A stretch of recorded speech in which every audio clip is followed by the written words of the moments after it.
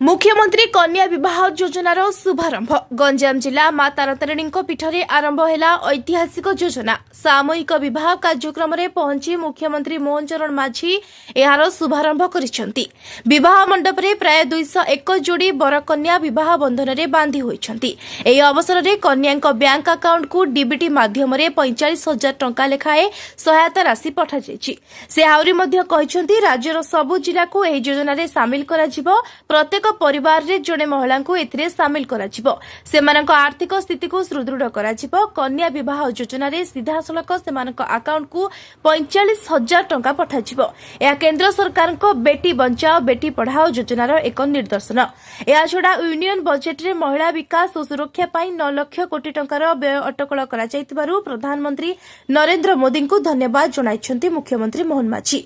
Budget 2026 रे महिलांक पाई 9.4% व्यय अटकल रही।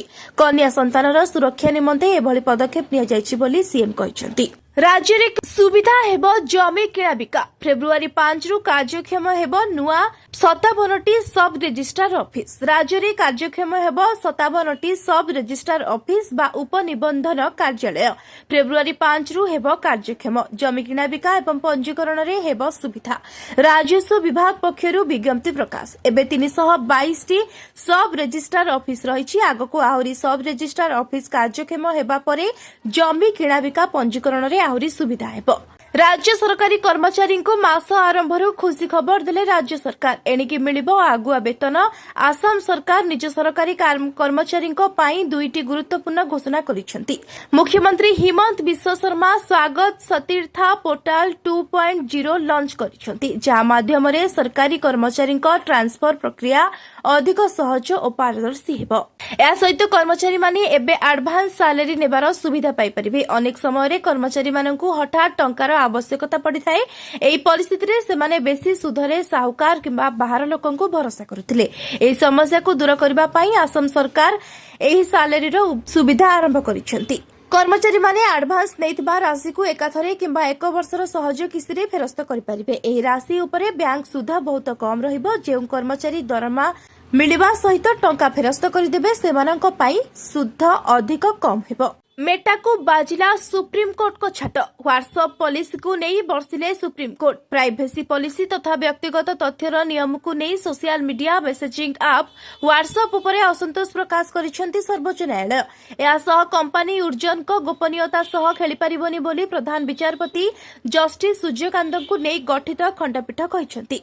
सुप्रीम कोर्ट व्हाट्सएप मेटा को चेतावनी दे कहिसेंती जे डाटा शेयरिंग नाम रे सेमाने देशर नागरिकंक गोपनीयता सहित खेली परिबे नहीं एवं एही देश रे गोपनीयतार अधिकारी कड़ाकड़ी भाव सुरक्षित। गोपनीयता नीति पाई जरिमाना लागू करबा पाई सीसीआई आदेश विरोध रे व्हाट्सएप एवं मेटार आवेदन रो सुनानी करी सुप्रीम कोर्ट आज यह कहिसेंती। मुख्य विचारपति सूर्यकांत अध्यक्षतार गठित 3 जणिया खंडपीठ कहिसेंती जे आमे एक बहुराष्ट्रीय कंपनीर वाणिज्यिक स्वार्थ पाई देशर नागरिकंक गोपनीयता को क्षति पहुंचाइबा को अनुमति दे परिबो नाही। ओडिसा रे लघु खनिज संपद पाई नुआ नियम एणिकी निलाम नुहे ई लटरी माध्यम रे मिलिबो खनि लीज। राज्य रे बाली पत्थर मोरम भली लघु खनिज संपद सुपरिचालना एवं कलाबजारी रोकिबा पाई ओडिसा सरकार एक वैप्लविक पदक्षेप ग्रहण करिसेंती। ओडिसा लघु खनिज रिहाती नियमावली 2025 अधीन रे नूतन कार्यकारी मार्गदर्शिका जारी करा जायछि। सरिला लघु खनि निलाम बंद हेबो खोला निलाम प्रक्रिया। ई लटरी माध्यम रे करा जिवो खनि बंटन। बेआईन खनन करि रोकिबा को सरकार ए निष्पत्ति नेछंती। सुलभ मूल्य रे मिलिबो बाली और पत्थर। एने सरकार सर्वाधिक विक्रय मूल्य बा एमएसपी धार्य करिवे। कोनोसी भी खनि मालिक निर्धारित मूल्य रु अधिक दर रे सामग्री बिकि परिबे नाही। लीज सीमा उपरे कटकणा एकाधिक खनि को जणे व्यक्ति बा परिवार कब्जा करि परिबे नाही। जणे आवेदनकारी गोटिए जिल्ला रे सर्वाधिक 3टी खनि रखि परिबे। राज्य रे सर्वाधिक 5टी खनिर मालिक होई परिबे जणे व्यक्ति। स्वास्थ्य विभाग रो डाक्टर अधिकारी और कर्मचारी बदली पाई नुआ प्रक्रिया आरंभ होईछि। एणिकी ऑफलाइन रे कोनोसी बदली आवेदन ग्रहण करा जाय परिबो नाही। स्वास्थ्य विभाग एथिपाई एक निर्दिष्ट पोर्टाल आरंभ करिछि। बदली चाहुतबा विभाग रो अधिकारी और कर्मचारी माने एही पोर्टाल रे निजर कागज पत्र सह आवेदन करि परिबे।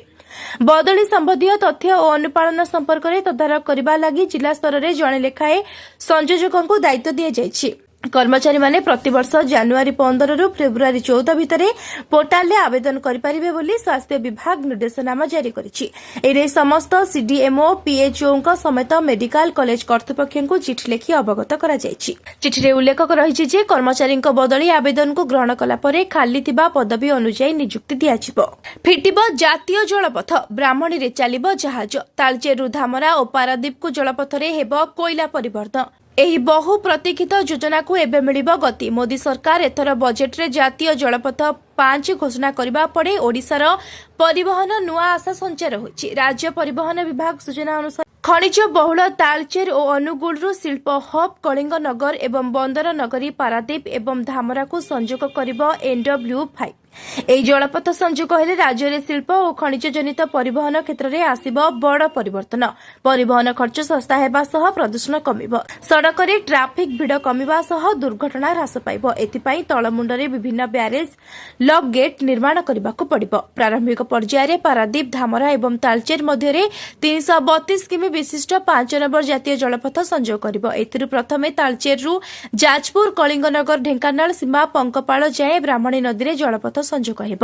ପରବର୍ତ୍ତୀ ସମୟରେ ଧାମରା ବନ୍ଦରରୁ ପଶ୍ଚିମବଙ୍ଗର ଗୋଏଖାଲିକୁ ଲମ୍ବିବ 5 ନମ୍ବର ଜାତୀୟ ଜଳପଥ। ମୁଖ୍ୟତଃ ବ୍ରାହ୍ମଣୀ, ଖରସ୍ରୋତା, ମହାନଦୀ, ବ୍ରାହ୍ମଣୀ ଡେଲ୍ଟା, ଇଷ୍ଟ କୋଷ୍ଟ କେନାଲ ଦେଇ ଏହି ଜଳପଥ ଯିବ। ଏହି ପ୍ରକଳ୍ପରେ ପ୍ରାୟ 12,000 କୋଟିରୁ ଅଧିକ ଖର୍ଚ୍ଚ ଆକଳନ କରାଯାଇଛି। ଜୋରଦାର ଚାଲିଛି ଅପରେସନ ଗ୍ରୀନ୍ କ୍ଲିନ୍। କୋରାପୁଟ ଜିଲ୍ଲା ବୈପାରୀଗୁଡାରେ ଅବକାରୀ ଓ ପୋଲିସ ମିଳିତ ଭାବେ ଚଢାଉ କରିଛନ୍ତି। 38 ଏକର ଜମିରେ 4.5 କୋଟି ଟଙ୍କାର ଗଞ୍ଜେଇ ଗଛ ନଷ୍ଟ ହୋଇଛି। କୋରାପୁଟ ଅବକାରୀ ଅଧୀକ୍ଷକ ଅରୁଣ ପାଢୀ ଏବଂ ବୈପାରୀଗୁଡା ଥାନା ଓଆଇସି ଡମ୍ବରୁଧର ବାତ୍ରିଆଙ୍କ ନିର୍ଦ୍ଦେଶ କ୍ରମେ ଅପରେସନ ଗ୍ରୀନ୍ କ୍ଲିନ୍ ଜରିଆରେ ଚଢାଉ କରାଯାଇ ବ୍ୟାପକ ଗଞ୍ଜେଇ ଗଛ ନଷ୍ଟ କରାଯାଇଛି। ରେଳବାଇ ନିଯୁକ୍ତି ବୋର୍ଡ ପକ୍ଷରୁ ଗ୍ରୁପ୍ ଡି ପଦବୀ ପାଇଁ 21,997ଟି ପୋଷ୍ଟ ବାହାରିଛି, ଯାହାର ଆବେଦନ ପ୍ରକ୍ରିୟା ଆରମ୍ଭ ହୋଇଯାଇଛି। ଏଥିରେ 10ମ ଶ୍ରେଣୀ ପାସ୍ କରିଥିବା ପ୍ରାର୍ଥୀମାନେ ଆବେଦନ କରିପାରିବେ। ଆବେଦନ ଫର୍ମର ସର୍ବାଧିକ ପ୍ରବେଶ ସୁନିଶ୍ଚିତ କରିବା ପାଇଁ ଏହି ପ୍ରକ୍ରିୟାକୁ ସମ୍ପୂର୍ଣ୍ଣ ଅନ୍ଲାଇନ୍ କରାଯାଇଛି। ପ୍ରାର୍ଥୀମାନଙ୍କୁ ଫର୍ମ ପୂରଣ କରିବା ସମୟରେ ସେମାନଙ୍କର ଆଧାର ଏବଂ ଶିକ୍ଷାଗତ ଡକ୍ୟୁମେଣ୍ଟ ସମ୍ପର୍କରେ ସଠିକ୍ ସୂଚନା ନିଶ୍ଚିତ କରିବାକୁ ପରାମର୍ଶ ଦିଆଯାଇଛି। ଆଗ୍ରହୀ ପ୍ରାର୍ଥୀମାନେ ଅଫିସିଆଲ ୱେବସାଇଟ୍ rrbapply.government.in କୁ ଯାଇ ଅନଲାଇନରେ ଆବେଦନ କରିପାରିବେ। ତେବେ ଆବେଦନ ପ୍ରକ୍ରିୟା ଜାନୁଆରୀ 31 ତାରିଖରେ ଆରମ୍ଭ ହୋଇଥିଲା ଏବଂ ଫର୍ମ ଦାଖଲ କରିବାର ଶେଷ ତାରିଖ 2 ମାର୍ଚ୍ଚ 2026 ପର୍ଯ୍ୟନ୍ତ ରହିଛି। ଫିସ୍ ଜମା କରିବାର ଶେଷ ତାରିଖ ହେଉଛି 4 ମାର୍ଚ୍ଚ 2026। ଆବେଦନ ଫର୍ମକୁ କରେକ୍ସନ କରିବାର ୱିଣ୍ଡୋ 5 ମାର୍ଚ୍ଚରୁ 14 ମାର୍ଚ୍ଚ ପର୍ଯ୍ୟନ୍ତ ଖୋଲା ରହିବ। ପ୍ରାର୍ଥୀମାନେ କେବଳ ଗୋଟିଏ ରେଳ ଜୋନ୍ ପାଇଁ ଆବେଦନ କରିପାରିବେ। ଗୋଟିଏରୁ ଅଧିକ ଜୋନ୍ ଚୟନ କଲେ ସେମାନଙ୍କର ଆବେଦନ ଖାରଜ କରାଯାଇପାରିବ। ପଦବୀ ପସନ୍ଦ ଗୋଟିଏ ଫର୍ମରେ ସୂଚିତ ହେବା ଆବଶ୍ୟକ। ଗୋଟିଏ ଜୋନ୍ ଚୟନ କରିସାରିବା ପରେ ପରିବର୍ତ୍ତନ କରିବାର କୌଣସି ବିକଳ୍ପ ରହିବ ନାହିଁ। ଏଥିପାଇଁ ସର୍ବନିମ୍ନ ବୟସ ସୀମା 18 ବର୍ଷ ଏବଂ ସର୍ବାଧିକ ବୟସ ସୀମା 33 ବର୍ଷ ରହିଛି। ବୟସର ଗଣନା 1 ଜାନୁଆରୀ 2026ରୁ କରାଯିବ। उच्च माध्यमिक शिक्षा परिषद परिचालित युक्त 2 परीक्षा पाई जोरदार प्रस्तुति आरंभ होईछि। प्रश्नपत्र सुरक्षित पहुंचीबाकू आरंभ करी परीक्षा केन्द्र निरीक्षक उपनिरीक्षक नियुक्ति जाय किभली ठीक समय हेबो ताकू नै सीएचएसआई प्रस्तुति आरंभ करिछि। त्रुटि शून्य परीक्षा परिचालना पाई परीक्षा केन्द्र निरीक्षक उपनिरीक्षक परीक्षा परिचालना हब को चिठी लेखा जायछि। सीएचएसआई रो सूचना अनुसार प्रश्नपत्र रखिबा पाई 211 परीक्षा परिचालना हब करा जायछि। आसंता 12 तारिख रु 14 तारिख मध्यरे प्रथम पर्याय प्रश्नपत्र पठाजिबो। सेपरि द्वितीय पर्याय मार्च 4 तारिख रु 6 तारिख मध्यरे प्रश्नपत्र हब रे पहुंचिबो। हब सुपरभाइजर और डेप्यूटी सुपरभाइजर को अलर्ट रहबाकू कहा जायछि। सीएचएसआई रो गाइडलाइन अनुसार 500 मध्यरे परीक्षार्थी तिबा केन्द्र पाई जणे 1000 भितरे परीक्षार्थी थिले 2 जण। 1250 परीक्षार्थी थिबा केन्द्र पाई 3 जण। 1500 भितरे थिले 4 और 2000 रु अधिक थिले 6 जण को नियुक्ति दियाजिबो।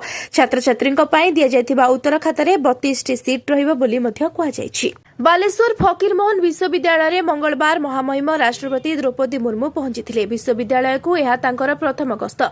जिला प्रशासन और विश्वविद्यालय पक्षर तांको स्वागत संबर्धना ज्ञापन करा कड़ा सुरक्षा व्यवस्था मध्य राष्ट्रपति विश्वविद्यालय फाटक सम्मुखें फकीरमोहन सेनापति प्रतिमूर्ति में पुष्प अर्पण पूर्वक श्रद्धांजलि ज्ञापन करथिले।